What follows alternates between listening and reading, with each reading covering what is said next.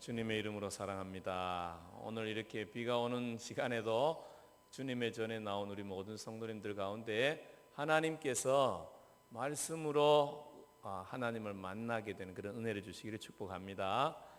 우리가 지난주에 그리스도인답게 삽시다 그렇게 인사를 하고 헤어졌어요. 주일 일부 예배 때. 여러분 어떻게 그리스도인답게 좀 사셨습니까? 어떻게 사는 것이 그리스도인답게 사는 거라고 말씀드렸나요? 그리스도인답게 사는 것은 죄에 대하여 죽고 내 자신의 의의 병기로 하나님 앞에 드리는, 그래서 하나님의 영광을 나타내는 삶을 사는 것을 그리스도인답게 사는 것이다, 그렇게 말씀드렸습니다.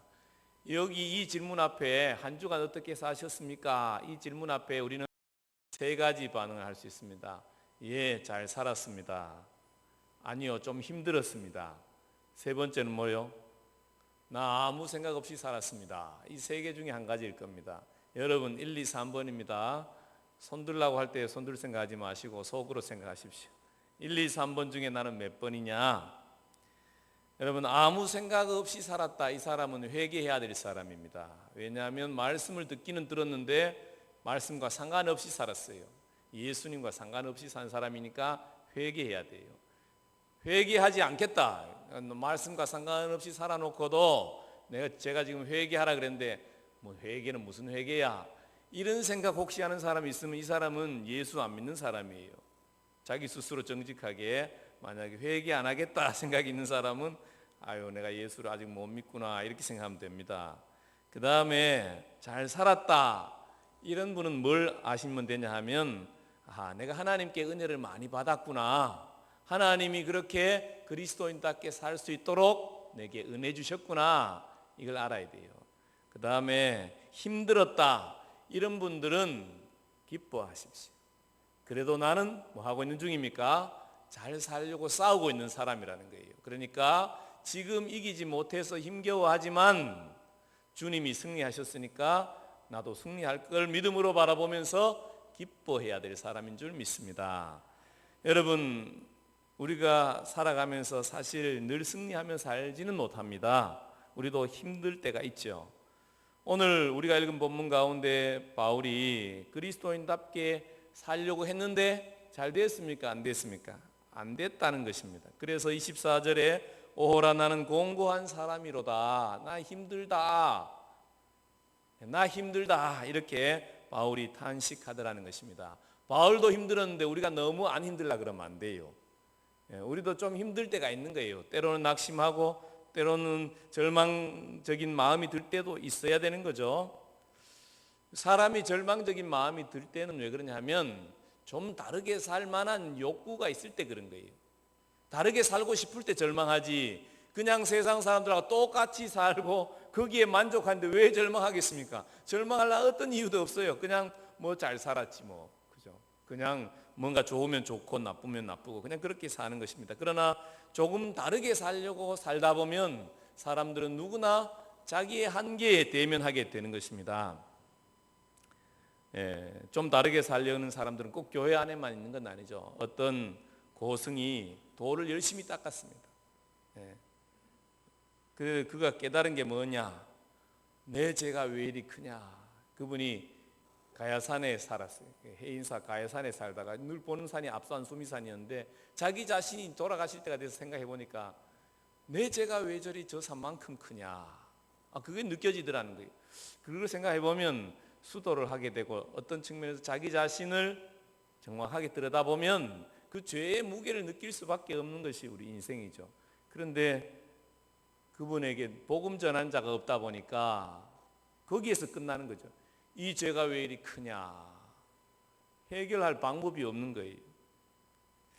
우리가 하나님 앞에 감사한 것은 우리가 복음을 알게 되었고 내 죄의 짐을 주님이 대신해 주셨다는 것을 아는 자리에 간 것이죠. 그럼에도 불구하고 우리가 육신을 가진 자로서 우리 삶의 현장에서 경험하는 죄 때문에 우리도 또한 그 부분에 대해서 깊은 탄식이 있어야 될 줄 믿습니다. 어떤 탄식입니까? 나 예수 믿는 거 분명한데 난 왜 이렇게 안 바뀔까? 여러분 그런 탄식이 있으십니까? 아니면 나는 늘 새롭게 바뀌어가서 너무너무 행복하십니까? 여러분 어느 편에 속해 있습니까?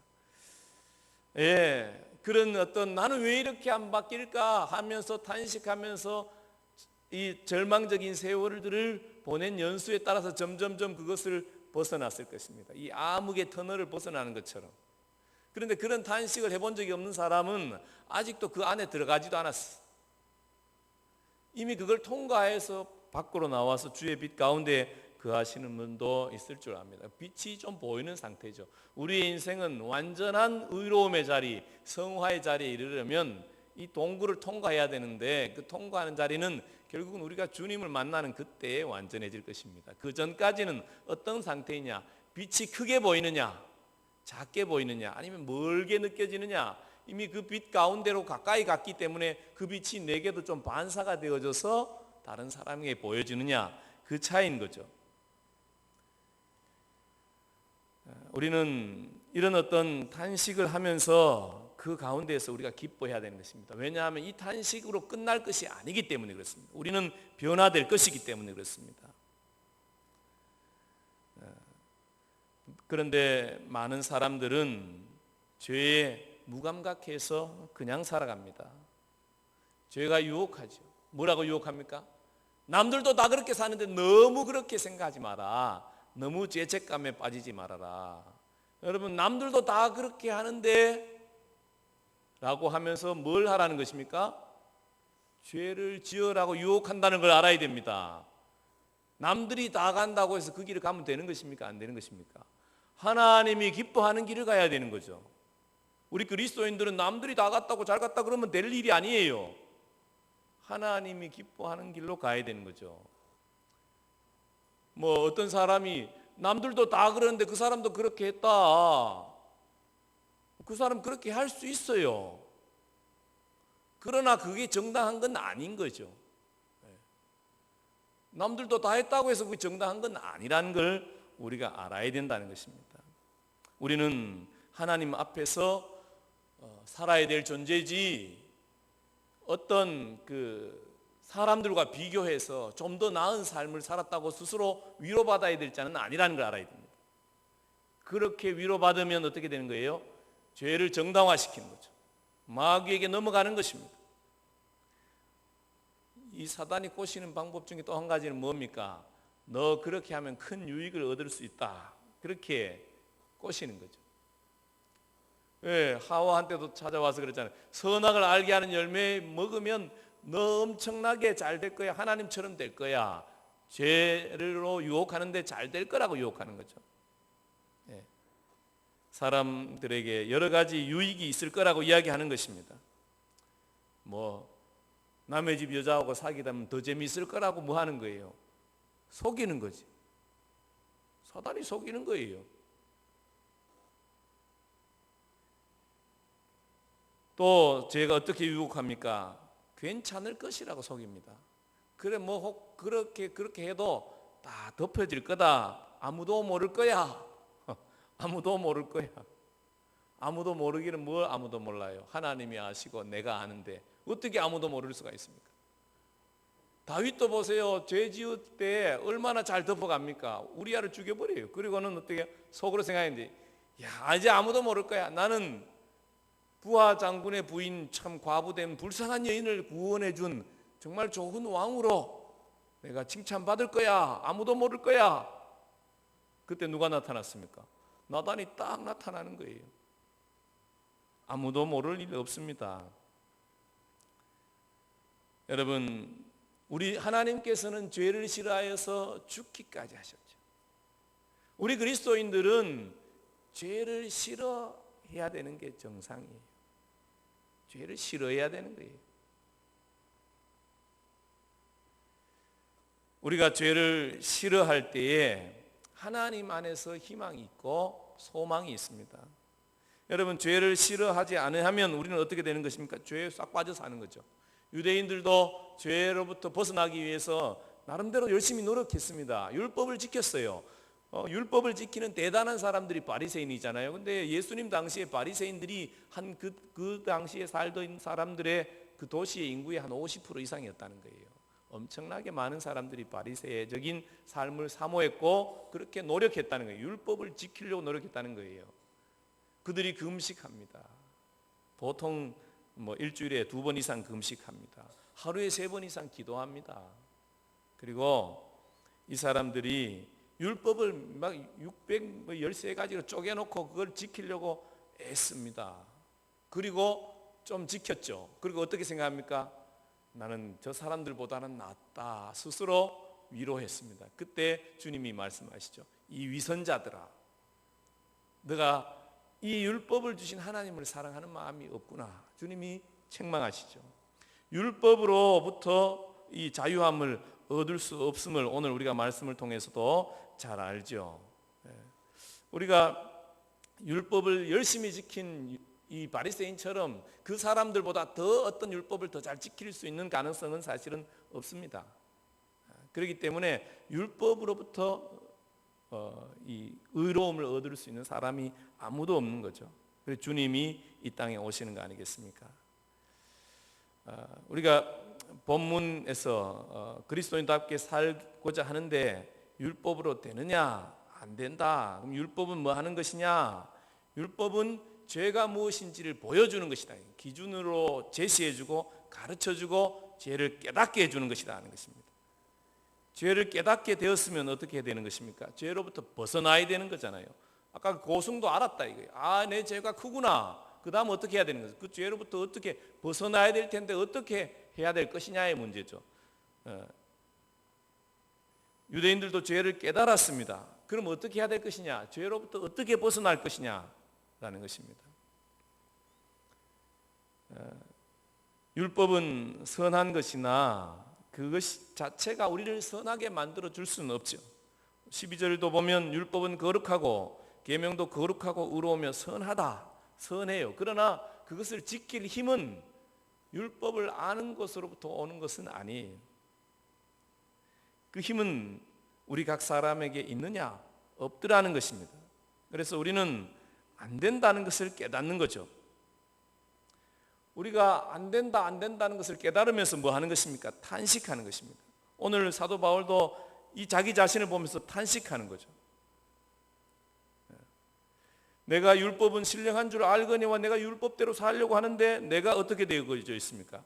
내가 미워하는 그것을 이미 행하고 있는 내 자신을 보고 있다.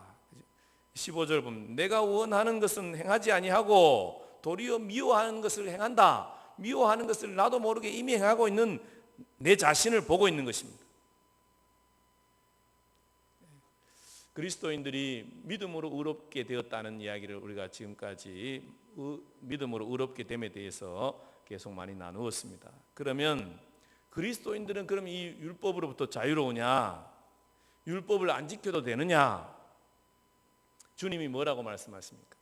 나는 율법을 폐하러 온 것이 아니다. 나는 율법을 뭐 하러 왔다 그래요? 완성하러 오셨다. 그렇게 말씀하시죠. 그러면 우리는 어떻게 해야 될 것입니까? 그리스도인답게 살고 싶은 마음이 있습니다. 그런데 살다 보면 그게 안 되는데 그러면 어떻게 해야 될 것입니까? 사단은 우리에게 찾아와서 막 속삭이죠. 니는 안 된다. 네가 그리스도인이면 내 손에 장을 지진다. 막 이러면서 사단이 우리를 좌절케 하고 낙심케 하는 거죠. 이 사단의 전략입니다. 여러분 거기에 너무 깊이 빠져들어가지 마십시오. 사도 바울도 탄식하고 있습니다.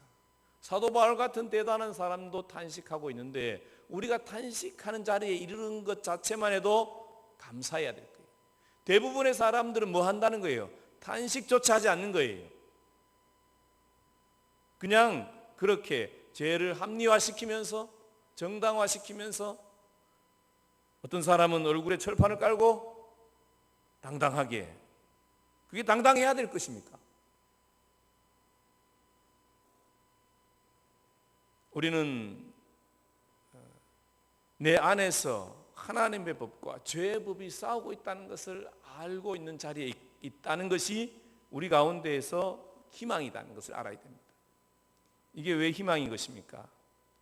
우리 안에 하나님의 법이 결국은 이 죄의 법을 깨트려서 이길 것이기 때문에 그렇습니다. 근데 우리가 이 싸움을 포기하게 되면 우리는 이 싸움을 계속 싸우지 않게 되면 우리는 이 싸움에서 진 사람이 될 것입니다. 그러나 우리가 포기하지 않고 계속 하나님 앞에서 어찌할꼬 하나님 앞에 엎드리면 하나님의 영이 우리 가운데서 역사하시는 것입니다. 우리의 몸은 영혼 육으로 구성되어 있잖아요, 그죠? 우리의 영은 예수를 믿을 때에 믿음 안에서 예수님이 우리의 주인 되셨습니다. 우리의 영이 예수님의 주인이 되셔서 우리 속에서 자꾸 성령님이 말씀하시는 거예요. 너 그렇게 살면 안 된다. 너 이거 기뻐해야지. 너 이걸 즐거워해야지. 뭘 즐거워하느냐 하면서 성령의 소욕을 우리 가운데서 자꾸 일으키십니다. 그러나 우리의 육신은 죄의 법에 물들어 있다는 것입니다. 우리는 태어나면서부터 죄된 습성들을 몸에 익힙니다. 싸워서 지지 않으려고 합니다. 그러면서 전투적인 어린 아이 때부터 자기 욕구를 채우는 것이 훈련되어지고 몸에 있게 되지죠. 그리고 이게 믿음 가운데 있을 때 이 두 가지 법이 충돌하는 거예요. 그러면서 우리 혼이 중간에서 뭐 하는 거예요? 결정하는 거예요. 어느 날은 성령의 소욕을 따라서 결정하는 거예요. 그러면 하나님이 기뻐하는 일들이 일어나고 하나님의 영광이 나타나게 되는 거죠. 근데 어느 날은 나도 모르게 순식간에, 그죠? 내 혼도 좋아서 육의 결정에 쫓아가는 것입니다. 그러면 우리는 어떻게 하는 것입니까? 그때 사고를 치는 거죠. 하나님이 기뻐하지 않는 걸 선택하게 되고 사단이 기뻐하는 통로가 되어버리는 거죠. 그러면서 우리 마음이 무너지는 것입니다. 왜 나는 이럴까? 사도 바울의 고백이 우리에게도 있는 거죠. 오라 나는 공고한 사람이도다. 내가 왜 이럴꼬? 그러면서 우리는 또 마음으로 내 스스로 결정을 하는 것입니다. 나 이제 절대로 그러지 말아야지. 여러분, 내가 절대로 그러지 말아야 되지 결심한다고 내가 안 그러게 되던가요? 네. 우리는 성경 말씀을 잘 읽을 필요가 있어요. 주님이 뭐라고 말씀하시냐? 도무지 맹세하지 말지니라 그랬습니다. 내 힘으로 저러지 말아야지 이렇게 맹세한다고 그 맹세를 지킬 사람이 누가 있습니까? 여러분 아마 맹세를 할 때마다 내 손에 장을 지지지 이런 맹세를 했으면 여러분 손가락에 아무도 것도 안 남아났을 것입니다. 우리는 맹세한 것을 지킬 만한 존재가 못 됩니다. 정직하게 우리의 부족함과 연약함을 인정하는 게 중요합니다. 어떤 아이가 어떤 맹세를 해요. 나는 절대로 우리 아빠처럼 살지 않을 거야. 왜? 그 하루아침에 그런 결심을 하는 게 아니에요. 여러 번 아빠로부터 스트레스를 받은 거죠. 예를 들어서 폭력적인 아빠, 분노하는 아빠, 아니면 알코올 중독적인 아빠, 여러 가지 형태의 좋지 않은 모습들이 있잖아요. 그런 아이가 한 번 그런 경험을 한다고 우리 아빠를 안 닮아야 되겠다 이렇게 결심하는 줄 아십니까? 절대 그렇지 않습니다. 아이들이 그런 결심을 하기 전까지는 수없는 날들이 지난 거예요. 아이들은 다 아빠를 좋아하거든요. 그렇기 때문에 우리 아빠를 미워하고 우리 아빠처럼 살지 않아야 되겠다고 결심하는 데는 이거는 수없는 날들이 지났던 거예요. 1년이 365일이잖아요. 그러니까 1년, 2년, 3년이면 1000일이 지나가는 거잖아요. 1000번은 나름대로 결심을 한 거예요. 그게 맹세로 되어지는 것입니다. 그게 기억나는 맹세예요. 그런데 그 아이가 1000번을 경험했으니까 그러지 말아야 되지 결심하면서 그걸 또 생각했다는 거예요. 그러면 어떻게 돼요? 자기도 모르게 그게 학습이 돼 있어요. 그래서 세월이 지나면 어떻게 돼 있느냐? 꼭 자기 아들한테 자기가 그 소리를 듣는 상태가 되어져 있습니다. 내가 원치 않는 내 모습이 되어져 있는 거죠. 여러분, 우리가 그런 것으로 죄의 고리를 끌어낼 수 없습니다. 인간의 능력이나 노력으로 결심으로 되어지는 게 아니에요. 내가 절대로 그러지 말아야지 이런다고 되는 게 아니에요. 무엇으로 되는 것입니까? 하나님의 은혜로 되는 것입니다. 우리 주 예수 그리스도로 말미암아 오늘 그죠? 25절에 보면 누가 나를 건져내랴 그렇게 이야기하면서 25절에 우리 주 예수 그리스도로 말미암아 하나님께 감사하리로다. 우리 이 표준 개역 개정판 보면 이게 잘 이해가 안 되는데 표준 세번역은 이렇게 번역합니다. 우리 주 예수 그리스도를 통하여 나를 건져주신 하나님께 감사를 드립니다. 이렇게 표현하고 있습니다. 그러니까 예수 그리스도로 말미암아 이렇게 하나님께 감사한다. 예수 그리스도를 통하여 나를 건져주신 하나님께 감사한다. 이렇게 이해하면 쉽게 이해가 되어지죠. 예수 그리스도로 말미암아 우리가 자유케 되어지는 것입니다. 우리의 죄를 예수님의 죽음과 함께 이 죄된 육신을 십자가에 못 박을 때 자유케 되어지는 것입니다. 오늘 1절에도 말하잖아요. 형제들아 내가 법하는 자들에게 말하노니 너희는 그 법이 사람의 살 동안만 그를 주관하는 줄 알지 못하느냐. 죄 지으면 언제까지 그 사람에게 죄를 묻습니까? 언제까지 묻습니까? 살아있을 때까지 물어요. 그게 우리 노무현 대통령이 왜 죽습니까? 자기 죄가 드러나야 창피하거든. 근데 뭐 이 조 씨는 창피한지를 몰라. 그러니까 계속 그러고 돌아다녀. 근데 이 노 씨는 상당히 창피한 줄은 알았던 것 같아요. 드러나기 싫으니까 딱 죽어버리는 거예요. 죽어버리니까 어떻게 되는 것입니까? 다 그 법이 다 덮어지는 거 아니겠어요? 네. 우리는 뭐 어떻게 죽을 것입니까? 우리는 뭐 우리의 생명을 끝낼 수 없잖아요. 하나님이 주신 생명. 우리는 어떻게 끝내야 될 것입니까? 우린 날마다 우리 자신을 십자가에 못 박아야 되는 거예요. 내 육신의 욕구들이 일어날 때 우리 육신을 십자가에 못 박아야 되는 것입니다.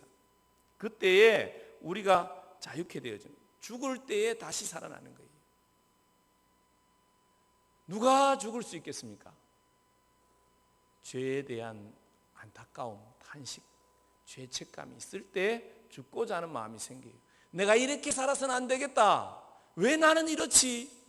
이것에 대한 어떤 내 마음의 갈등, 내가 여기서 어떻게 벗어날고, 오호라 나는 이 공고한 자로다.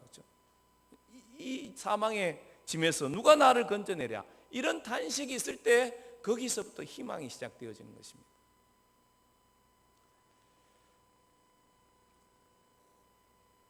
어떤 목사님 이야기 들으니까 참 자기가 기뻤다는데 뭔 얘기를 듣고 기뻤냐 그랬더니 자기 교회에서 부흥회가 있었대. 참 은혜롭게 부흥회 성도들이 막 열심히 예배하고 기도하고 은혜 받고 너무너무 이 부흥회 잘 마쳤대. 그래가지고 이제 자기 방에 갔는데 자기 딸이 중학교 2학년인가 중학생 딸이 들어왔다는 거예요. 근데 얘가 인상이 안 좋아. 너 왜 인상이 이렇게 안 좋냐 그랬더니 사람들은 다 기도하고 찬양하고 은혜 받는데 나는 아무 느낌이 없다. 나는 아무 은혜가 없다. 그래서 너무 뭐예요? 자기는 슬프다. 다 은혜 받고 돌아가는데 자기는 너무너무 슬프다. 아빠는 그걸 보고 어때요? 마음이 기쁘더라는 거예요. 왜? 그 아이가 은혜에 대한 갈급함이 있는 걸 보고 기쁘더라는 거예요. 괜찮다. 하나님이 너 그 마음을 아시고 너에게 은혜 주실 거다. 그렇게 했다는 거예요. 그러면서 속으로 생각했대요. 나는 네 곁일 때 그런 마음조차 없었어. 그러니까 아빠가 행복한 거예요. 자기 딸이 하나님을 향한 그런 열망을 가지는 걸 보니까. 여러분, 우리가 어떤 내 상태에 대한 어떤 괴로움이나 탄식을 가지는 것이 하나님에게 기쁨이 됩니다. 우리가 뭔가 완전한 의로움에 이르렀을 때 기쁨을 하나님께 드릴 수 있다고 생각하지 마십시오.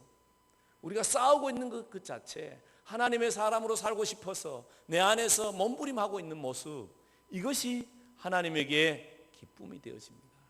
오늘 비가 이렇게 쏟아지는 날도 주님 전에 나가고자 하는 마음이 우리 안에 있는 것, 하나님 앞에 예배드리고자 하는 열망이 있는 것,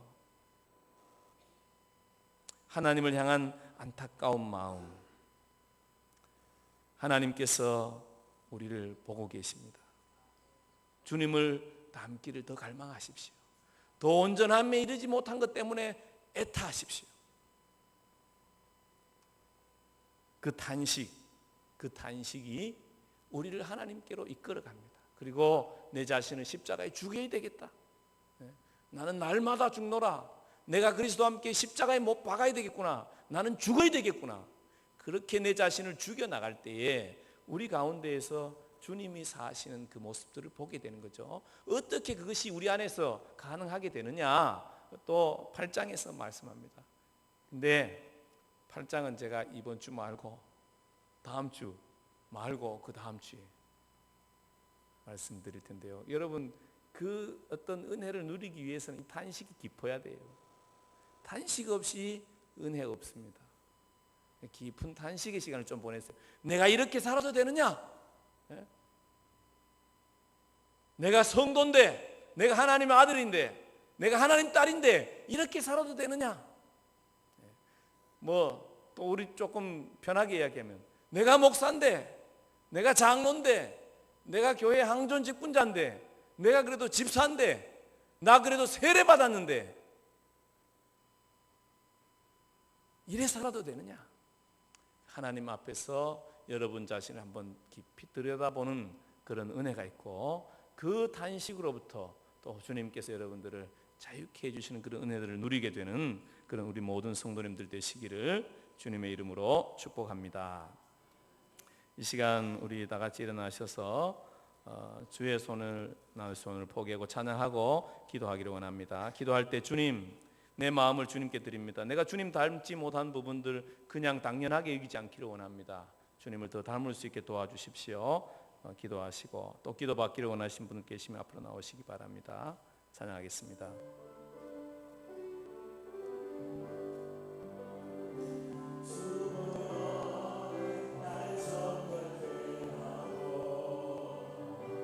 주 보여 날 자유케 하니 주 앞에 이 시간 나의 모든 것을 주께 드리네. 주의 손 날 위해 찢기셨고 주의 발 날 위해 박히셨으니 이제는 내가 사는 것이 아니요 오직 주를 위해 사는 것이라. 아버지 주님, 아버지 주님의 십자가에 그 손 위에 내 손을 얹습니다. 주님의 그 십자가의 발 위에 내 발을 얹습니다. 주님, 나를 죽이시고 또 나를 새롭게 하여 주십시오.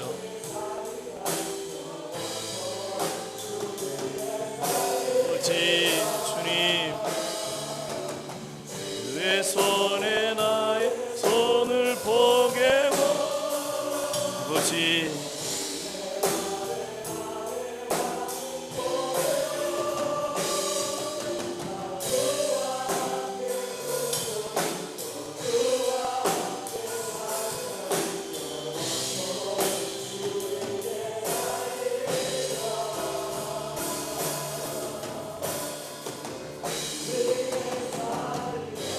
다 같이 이 시간 주여 한번 하고 기도하겠습니다.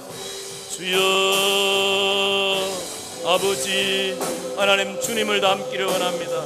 나를 십자가에 못 박아 죽이고 내 죄의 욕심들을 날마다 죽이고 주님을 닮은 사람으로 새로워지기를 원합니다.